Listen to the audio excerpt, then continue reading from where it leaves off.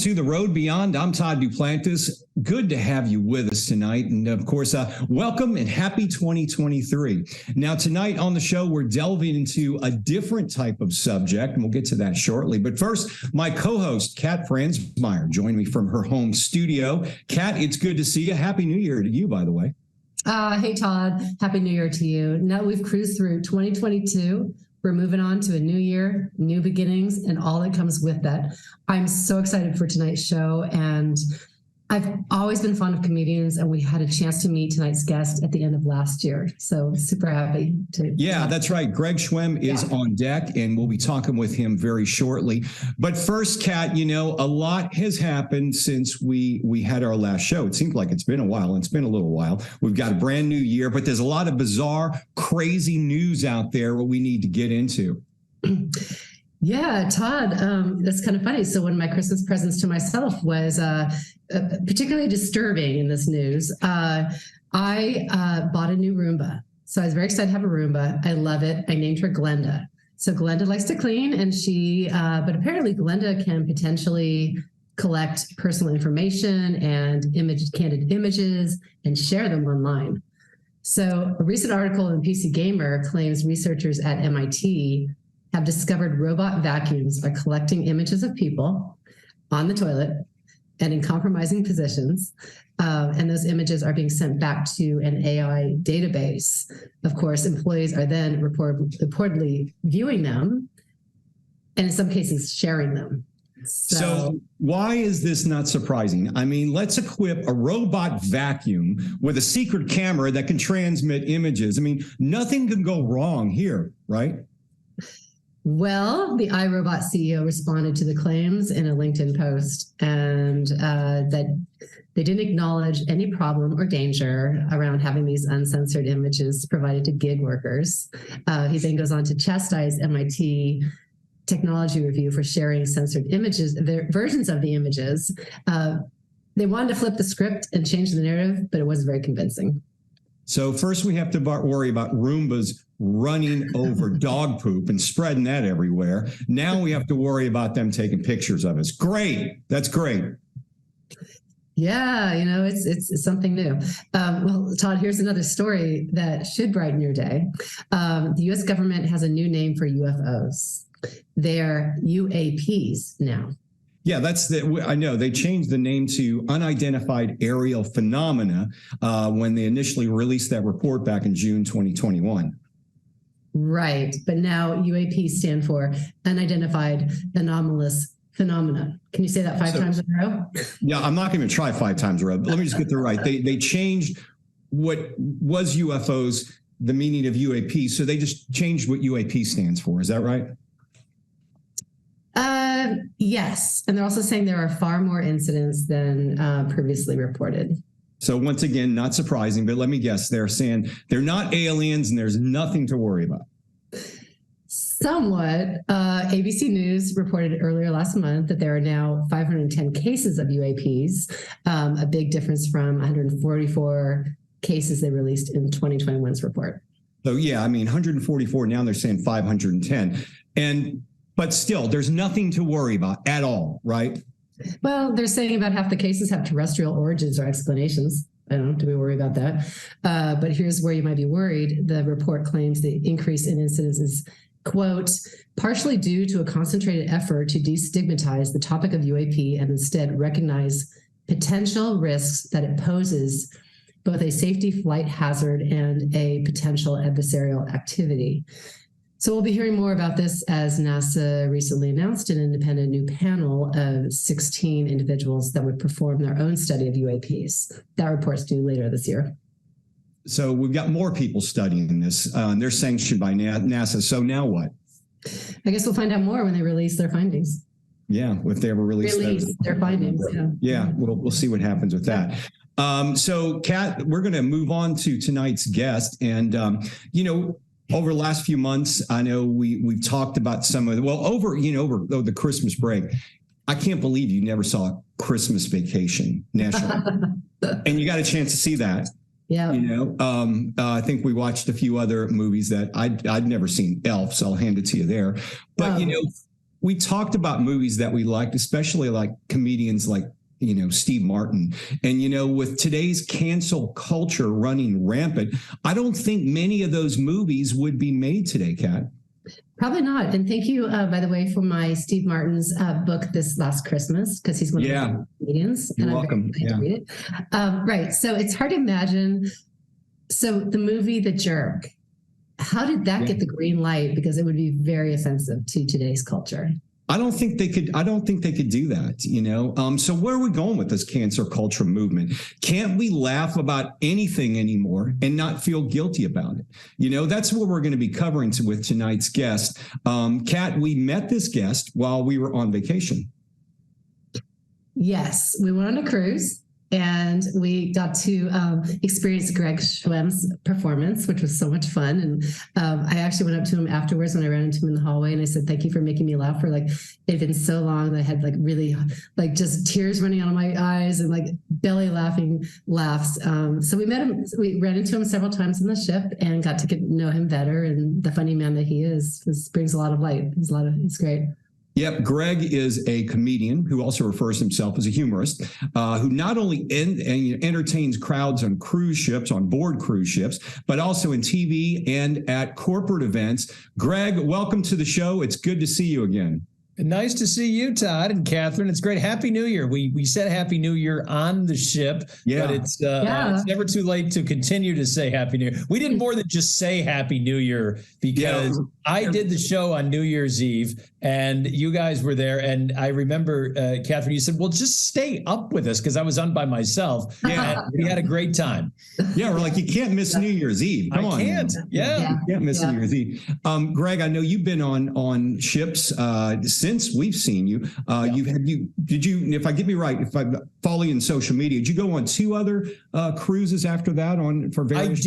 I did the ship that I met you on, and then I did another one from that same line, and I'm actually going back out tomorrow for another one. And I don't want to give your audience the sense that I just live on cruise ships. I mean, it's just one component of what I do, but I've really enjoyed them. I think what's made me enjoy them, and we talked a little bit about this, what's made me enjoy them so much this year is you're really starting to get a sense now that people are back and out and enjoying live entertainment again. And I think that took a while after things loosened up a little bit because of COVID. I think it took a while for people to kind of remember how much fun it was to be entertained live. And it's so enjoyable now to go out and see that. People are on vacation, they're spending money, and they're being entertained at the same time. I think we got a lot of cabin fever from the COVID thing. Many people, a lot of us, including myself and Kat does as well, work remotely, and the business model has changed for many businesses, colleges, companies where people are working differently. And it seems to me it could be nice working from home, but at times you get a bit cozy and you need to get that face-to-face human interaction. Like when you see, I imagine you can perform all day long talking to a camera, but when you're looking out in that audience, then you get to feed off of them, right? Absolutely. You do. And you get a sense also of, one of the great things I like about when I met you and working on ships is you get such a wide variety of demographics. I mean, I look out at my audience and I'll see families with kids, and I see retirees, and I see people from different countries, and all together. And it's a real challenge, but it's one that I relish in terms of how am I going to make all of these different groups laugh in a time that I think we really need to laugh more than ever. That's awesome. Yeah. Greg, we were talking, introducing your segment about the whole cancel culture thing that's going on here. Sure. That has really taken off in this country. You've seen guys like Dave Chappelle, a number of comedians, Andrew Dice Clay, he couldn't make it today. No, he couldn't. Was huge back in the 80s. Sure. What's your opinion on this cancel culture attitude that we're all facing right now? Well, obviously, I think COVID played a big role in that. I think you were seeing that a little bit before COVID, But I think what happened, if you remember, what people I think a lot of times don't realize is when COVID hit, our main form of entertainment was this. All right. Yeah. That was how we entertained ourselves. And when I say ourselves, it was just us. It wasn't in a group of people. It was us looking. So I think everybody sort of became their own, everybody became a critic. Everybody said, this isn't funny. I am not laughing. Swipe left, scroll up, that kind of thing. And then we started to get into chat rooms and message boards with other people who shared our opinions about what wasn't funny and what wasn't offensive. And I think it just kind of snowballed. And I think now everybody, and this is sad in a way, I think, is that everybody has their own little window that they think you can be funny in this window, but you can't go outside of that. And that's what we're trying to break. I think that's what comedians are trying to break. And it's certainly what I'm trying to tell people is that if there's no right answer, I firmly believe there is no right answer to what is funny, and there is no right answer to what is offensive. It's interesting. When you look I think there are people who are trying to think that there is an answer to both of those, and you're never going to come up with that answer.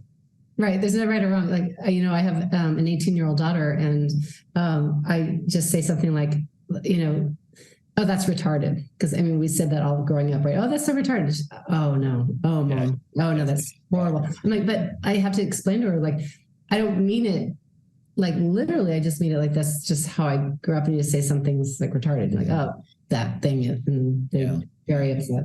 And Greg, you think, comedians that I enjoyed, I'm sure you did, and I know Cat and I have talked about, the Steve Martin, Richard Pryor, Red Fox, for crying out loud. Right. Those guys couldn't they wouldn't be able to get a live gig now. Yeah. I mean, somebody would be the Dean Martin celebrity roast. There you go. I mean, that wouldn't fly. Just think of what was the guy who played like he was drunk all the time? Foster Brooks. I mean, brilliant stuff. I can't see how that would make it. Do you ever see us going back to that where we may have committed? Our director said Benny Hill. Did you ever see those guys coming back? Sadly, I don't. But what I think we have to go back to, I think what we have to try and educate audiences on is that we are here to entertain you. And if you don't like what we do, don't laugh. Yeah, we'll get the message. I will get the message real clearly and real quickly if you just don't laugh. You don't have to come up to me and tell me why you're not laughing. It's kind of like, I always say, kind of one of my analogies is if you go to a restaurant and you have a bad meal, all right, you're probably not going to eat at that restaurant ever again, all right? But what you're not going to do, you're not going to march into the kitchen and demand that the chef change the recipe until you like it. Because he's probably made that recipe for 1,000 people who just love it and can't wait to come back. That's their favorite dish. But why should he change it just because one person doesn't like it? And sadly, I think that's what's happening in comedy. And that's what needs to stop, I think. Obviously, comedy is not for everybody. Any form of entertainment is not for everybody. There are people who go to an opera and love it, and there are people who go to an opera and go, I'll never go back to that again. Yeah. But I don't think that it's right to take your views and hoist them on a form of art just because it doesn't appeal to you. I don't know what the answer is. Yeah. But all I can do is just keep giving my view, and I don't speak for all comedians, but I think that is something, because laughter is so necessary now. And what's interesting is when I do a lot of corporate shows now, I get companies that say, oh, we're a fun company. We just love to laugh, and that's why we hired you. But would you mind not talking about these 87 Right. So, and after a while, it's like, well, what's left here? Why did you hire me? I want to entertain you. I believe that everybody should be able to laugh at themselves. I think what's funny is like, yeah, right. Women, we all have our foibles, right? Yeah. Any culture, any age, any sex, religion, anything. Mm-hmm. And if you could just like point something at somebody, like, and just be like, you know what? Yeah, that's my gig. And I can laugh at myself. I think that's really important. Otherwise we're not all innocuous to just being these perfect beings that we can't be laughed at. Mm-hmm. And I think I've actually been on stage sometimes when I feel like there's some audiences who are, as opposed to laughing at my jokes, they're dissecting them first. They're almost trying to decide if it's okay to laugh. And by that time, it's too late. Mm-hmm. It's too late. If you're going to look around and say, well, is anybody else laughing at this? And I thought it was funny, but before I actually come out and laugh, maybe I should see if somebody else thought it was funny. If you think it's funny, you should laugh at it. It's got to be a visceral thing. Hanging out with you, Greg, and hanging out with Todd, like you guys have me like in stitches, and like I'm not overthinking it. Like all of a sudden I'm just like my belly hurts and I'm like crying tears because I'm like it's an automatic response. Right. And I will admit I felt guilty sometimes about laughing at certain things. Yeah. But I still laughed at them and it made me feel good. So let me ask you this. I'm kind of curious. So when Will Smith went up to slap Chris Rock, dissect that one?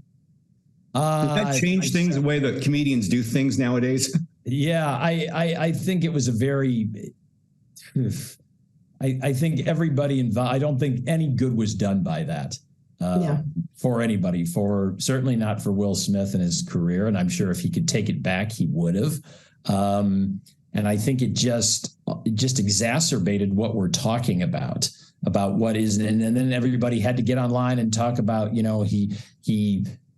Chris Rock should have known that Will Smith's wife has this condition, and other people say, well, how was Chris Rock supposed to know that? And it was a joke, and it was this, and again, just like I said before, there's no right answer.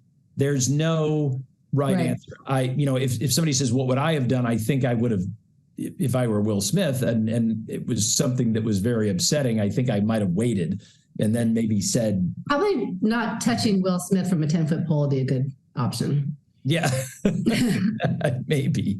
Yeah, well, but I think I think there's other ways you could have handled that. To say, it was. I didn't think it was. I know some people laughed at it. My wife didn't think it was funny. She does have this condition, that kind of thing. But But Chris Rock was doing his job, though. She wasn't the only one. He was dishing it out. Exactly. Chris Rock. Right, exactly. It's humor, and there's a point to be made for that, and then you could go the other way, and you could say, but you shouldn't make fun of people who have a medical condition, and are very self-conscious about that. And there's a point to be made for that too. Who's right? You could debate this for years, and you're never going to actually come up with who's right and who's not right. Could you ever imagine Eddie Murphy's Raw? They're giving him a list of things they don't want him to talk about. He would have put that at the top of the list. Yes. And just said, this is what I'm talking about. Yeah, and there are comics who will do that. I haven't had the guts to do that. There are comics that would, if you say, here's a line, don't cross it, they will immediately go backstage and go, well, here's the line I'm crossing in the first 5 minutes. Because I was asked not to cross this. Right, exactly. I personally don't believe in that. I mean, I also believe in who's paying me.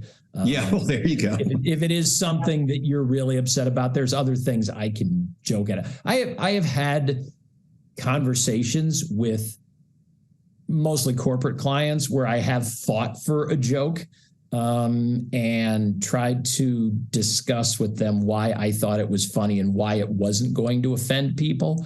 Yeah. And sometimes I win and sometimes I don't win. And if I feel like I'm not winning, eventually I'm just going to drop it and say, all right, you're the client. I respect that. You mentioned, and we talked go ahead, Kat.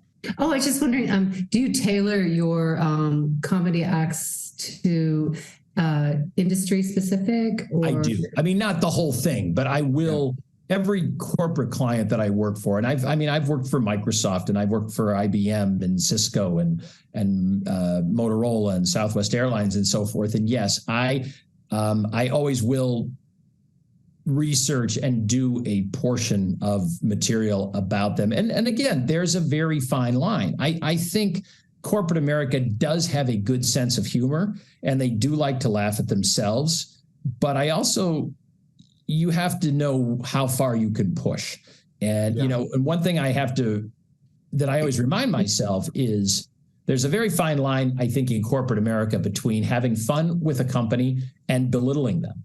Mm-hmm. And once you start belittling them, you're going to lose them, because I look out at these people and I don't care how weird what they do for a living sounds, or how, how I might think like, what is that you people do all day? It is still their life's work. It is how they make money. It is how they feed their families and pay their mortgage. So who am I to put them down? That's not what I'm hired to do. And I think that's what happens. I think a lot of companies that hire comedians, they get in trouble. Maybe not them, but the comedian or the humorist doesn't realize that. And that's when it becomes very uncomfortable. And I feel like I've always had a really good sense in how to gauge a corporate audience in terms of being able to make them smile at what they do and make them laugh at maybe some of the mistakes they've made, or some of the things in their company that haven't gone well, but that you still need to laugh at. But if you start just continuing to hammer at your failures, that's not a good thing. Well, no one wants to feel like they've made bad decisions in their lives, and they're working in a bad place, and they've married bad people, or they want to look at themselves and laugh, because that's really kind of the panacea. But also looking at like, I've made a good decision in my life, and I'm doing a thing I like, but I also have these foibles, and I like that someone pulls out the foibles, and I can laugh at myself, and that's kind of freeing. Right. Exactly. And I mean, there's a lot of, the thing about it is, in corporate America now, the big buzzwords that you hear all the time: wellness, mental health, inclusion, employee retention. Those are all DEI, diversity, equity, inclusion. Humor promotes all of that, I think. So it makes sense to me to always include. I know it's a very biased statement because it's what I do for a living, but I think it makes a lot of sense to have humor at a corporate event for those very reasons, because I think COVID kept us from laughing. Humor disappeared a lot from our lives because of the situations that we all found ourselves in. Greg, get back to the cancel culture thing and the whole I'm offended. We all get offended. A coworker offends you, and next thing you know, everybody's in HR filling out forms. Officers get called, Handling. Is that when you do talk to corporate audiences, do you talk to them about maybe, hey guys, let's talk this out instead of just running HR? Yes, I do. I have a new presentation that really dives into that. It's called "If Laughter is Healthy, Why Aren't We All Okay?" And that's a big part of what I spend a lot of time talking about, the positive benefits of humor. I give examples of companies that have used humor to really come back from the depths of extinction.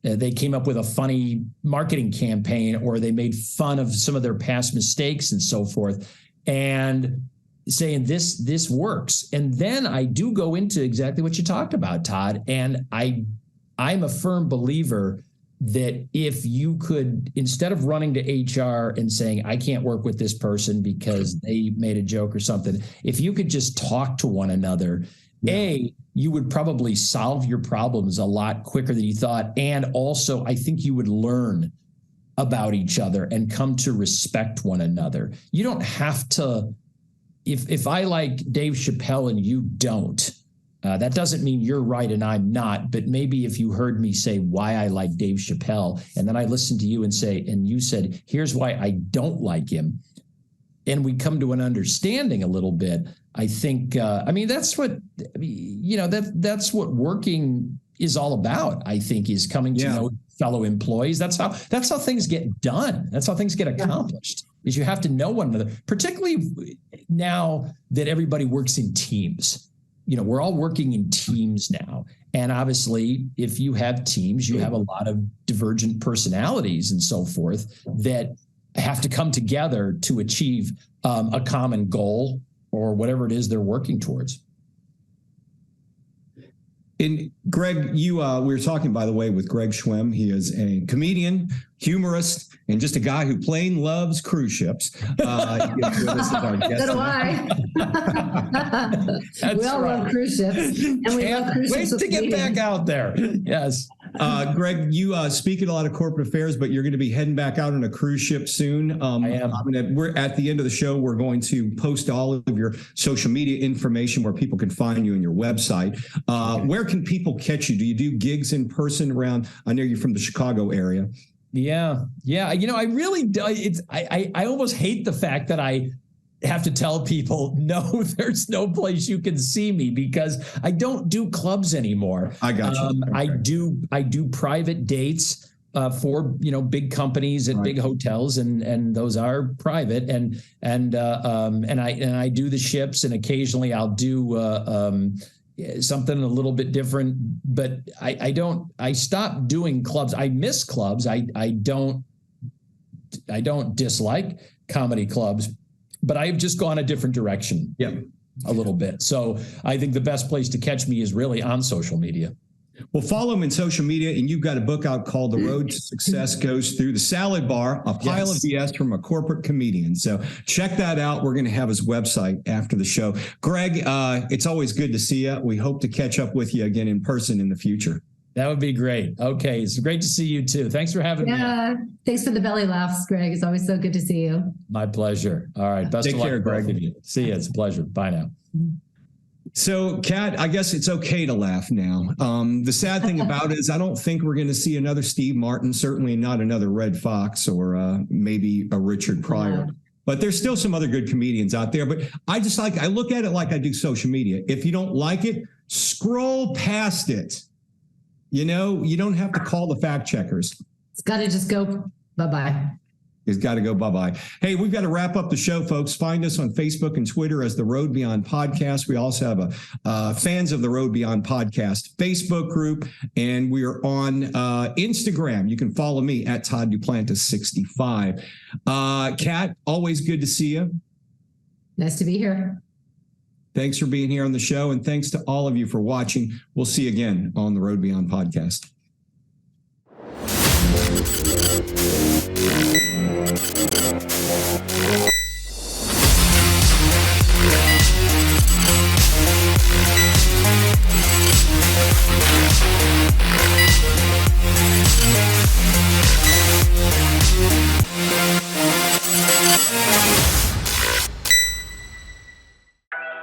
Sometimes what you need just shows up. Houston Community College has your back, whether you're knocking out some basics or upping your game for a better job. Enroll today for spring classes and frame your future with HCC. How prepared is your family if a tornado shows up at your doorstep, or a flood, or a hurricane? You can't just turn away a natural disaster. That's why it's important to go to ready.gov/plan now. It has the tools and tips you need to make an emergency plan with your family. So if disaster comes knocking, let's go. You'll be ready to help keep your family safe. It's just a pizza. Yes. Make a plan today.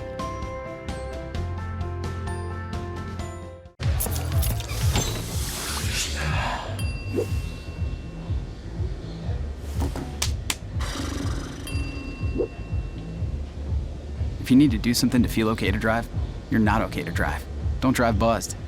Kids will be kids, which just goes to say kids will be curious.